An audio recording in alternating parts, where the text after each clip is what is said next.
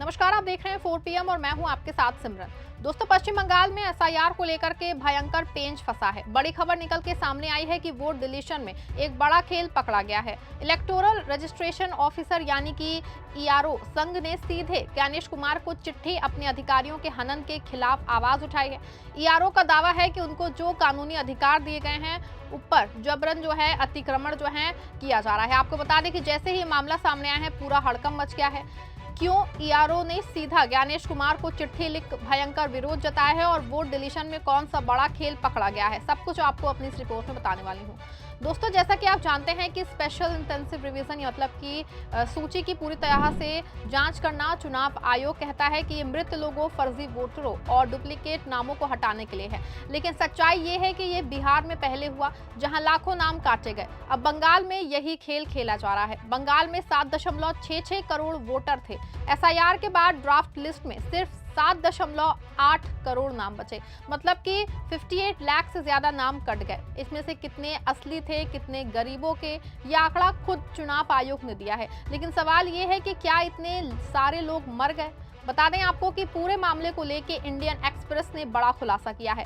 पश्चिम बंगाल के west Bengal civil service officers association ने मुख्य चुनाव अधिकारी को पत्र लिखा है। उन्होंने कहा कि चुनाव आयोग का सॉफ्टवेयर खुद से नाम काट रहा है।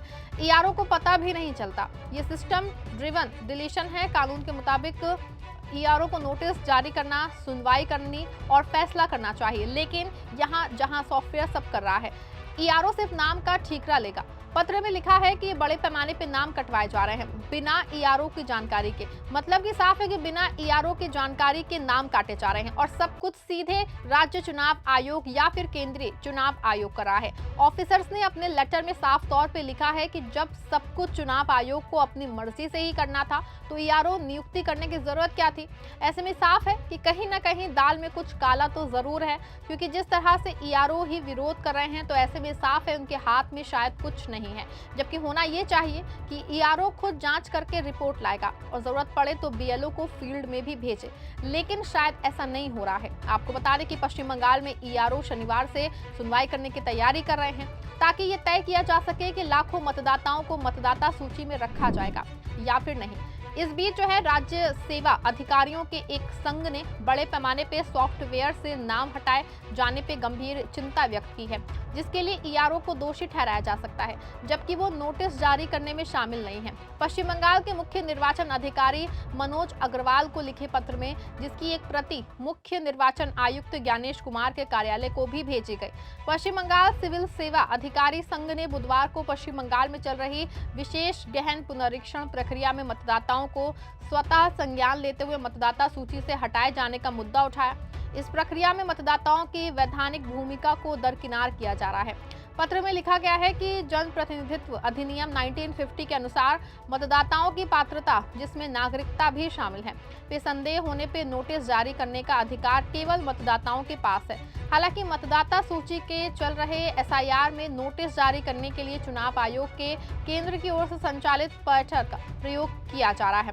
इंडियन एक्सप्रेस ने अपनी रिपोर्ट में लिखा है कि ईआरओ, जिन्होंने अपना नाम गुप्त रखने की शर्त पे बताया, ये कहा कि नोटिस ईसीआई सॉफ्टवेयर द्वारा तैयार किए जाते हैं, ना कि संबंधित अधिकारी द्वारा। हमारे पास नोटिस तैयार करने का बटन है, जब हम इसका उपयोग करते हैं तो नोटिस खुद ब खुद तैयार हो जाती है। वर्तमान में सॉफ्टवेयर उन मतदाताओं के लिए नोटिस तैयार करता है जिनका मिलान 2002 के एसआईआर डेटा से नहीं हुआ है। इन मतदाताओं को नोटिस भेजे जाते हैं। हालांकि डेटा में भ्रामक तर्क वाले मतदाताओं के मामले में हमारे पास ये तय करने का अधिकार नहीं है कि किस मतदाता को सुनवाई के लिए बुलाया जाएगा। ये निर्णय केवल ईसीआई द्वारा लिया जाएगा। वहीं दूसरी ओर ज्ञानेश कुमार को भेजे गए पत्र में राज्य सिविल सेवा अधिकारी संघ के महासचिव सैकत अशरफ अली ने लिखा कि ये देखा गया है कि मतदाताओं के नाम मतदाता सूची से बिना उनकी जानकारी के हटाए जा रहे हैं, जबकि कानून के अनुसार मतदाता सूची के लिए अधिकृत ईआरओ ही जिम्मेदार है। इस कार्रवाई से प्रभावित होने वाले आम लोग ईआरओ को ही दोषी ठहराएंगे,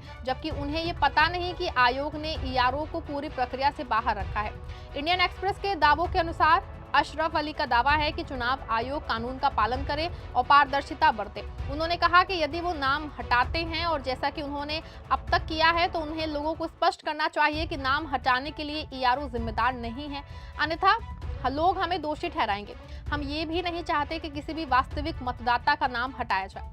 बता दें आपको कि बंगाल में ईआरओ के अधिकारियों के संघ का दावा है कि मसौदा प्रकाशन की तारीख को जो है ये पाया गया कि काफी संख्या में ऐसे मतदाताओं को जिनके जनगणना प्रपत्र मृत्यु, प्रवास, अनुपस्थिति या दोहराव जैसे कथित कारणों से वापस नहीं दिए गए हैं, मसौदा मतदाता सूची से हटा दिया गया है। जन प्रतिनिधित्व अधिनियम 1950 और मतदाता पंजीकरण नियम 1960 में उल्लिखित मौजूदा कानूनी प्रावधानों के संदर्भ में ये पाया गया है कि कानून स्पष्ट रूप से अनिवार्य करता है कि कुछ विशेष परिस्थितियों में, जैसे कि जब संबंधित व्यक्ति निर्वाचन क्षेत्र का सामान्य निवासी ना रह गया हो या फिर वो उस निर्वाचन क्षेत्र की मतदाता सूची में पंजीकृत होने का हकदार ना हो, तो सावधानी पूर्वक मतदाता का नाम मतदाता सूची से हटाया जा सकता है। साथ ही ऐसे सभी मामले में निर्वाचन पंजीकरण अधिकारी संबंधित व्यक्ति को उसके संबंध में प्रस्तावित कार्रवाई के संबंध में सुनवाई का उचित अवसर प्रदान करेगा। इस संबंध में संपूर्ण पंजीकरण प्रक्रिया में मतदाता पंजीकरण अधिकारियों को एक अभिन्न भूमिका सौंपी गई है। पश्चिम बंगाल अधिकारी संघ द्वारा उठाए गए मुद्दों के केंद्र में ये दावा है कि मतदाताओं की सूची में व्यक्तियों के नाम मतदाता पंजीकरण अधिकारी की जानकारी के बिना हटाए जा सकते हैं, जबकि कानून के अनुसार मतदाता ईआरओ ही नोटिस भेजने और ये तय करने के लिए सक्षम प्राधिकारी हैं कि कोई व्यक्ति वैध मतदाता है या नहीं। पश्चिम बंगाल के मुख्य मतदाता अग्रवाल ने इससे पहले एक प्रेस कॉन्फ्रेंस में कहा था कि 2002 में हुए अंतिम गहन मतदाता सूची संशोधन में जिन मतदाताओं का मिलान नहीं हो पाया, उनकी सुनवाई सबसे पहले शुरू की जाएगी और जिन मतदाताओं में तार्किक विसंगतियां पाई गई हैं उनका अध्ययन किया जाएगा। आपको बता दें कि इस तरह का मामला बिहार एसआईआर में भी पेश आया था, लेकिन क्योंकि वहां एनडीए की सरकार थी, इस वजह से ये मुद्दा नहीं बन पाया था। लेकिन बाद में इंडियन एक्सप्रेस ने ही इस बात का खुलासा किया था कि ईआरओ ने कोई जांच नहीं की, बस उनको इनकी साइन वाले नोटिस मिले और उनको फॉरवर्ड कर दिया गया। बिहार एसआईआर में भी दावा किया गया था कि ये नोटिस सीधे ज्ञानेश कुमार की कार्यालय से आए थे और इसी के आधार पे सीधे 68 लाख से ज्यादा मतदाताओं को उड़ा दिया गया। और अब बंगाल में भी यही कुछ होता दिख रहा है, क्योंकि बंगाल में डबल इंजन की सरकार नहीं है, तो वहां बीच एसआईआर में ये मुद्दा उठ गया है। वरना बीजेपी के जितने भी राज्यों में एसआईआर की प्रक्रिया हो रही है, वहां कहीं ना कहीं ये मामला सामने नहीं आया है, क्योंकि शायद कोई अफसर ने ये कहने की हिम्मत नहीं कर पा रहा हो। लेकिन बंगाल में ये मामला उठा है क्योंकि यहाँ डबल इंजन की सरकार नहीं है और ये बात पूरी तरह से कानून में भी है कि ईआरओ के पास ही किसी मतदाता को हटाने और जोड़ने का अधिकार है। लेकिन जो बिहार के बाद बंगाल से खबरें आई हैं, उससे ये बात पूरी तरह से साफ है कि ज्ञानेश कुमार जो ईआरओ को किनारे लगा के खुद ही सारा काम सीधे केंद्रीय चुनाव आयोग कार्यालय से कर रहे हैं, और यही बात लोगों के मन में संदेह पैदा कर रही है। पूरे मामले पे आप क्या सोचते हैं? क्या ईआरओ के अधिकारों का हनन ज्ञानेश जी कार्यालय कर रहा है? अगर ईआरओ को ये तय करने का अधिकार नहीं है कि कौन से नाम काटें और कौन से नाम नहीं काटे जाएंगे, तो फिर ये उनको बीच में क्यों रखा गया है? क्यों उनकी साइन का प्रयोग नाम को काटने के लिए किया जा रहा है? आप जो भी सोचते हैं अपनी राय कमेंट में लिखिए। खबर को लाइक और शेयर करिएगा।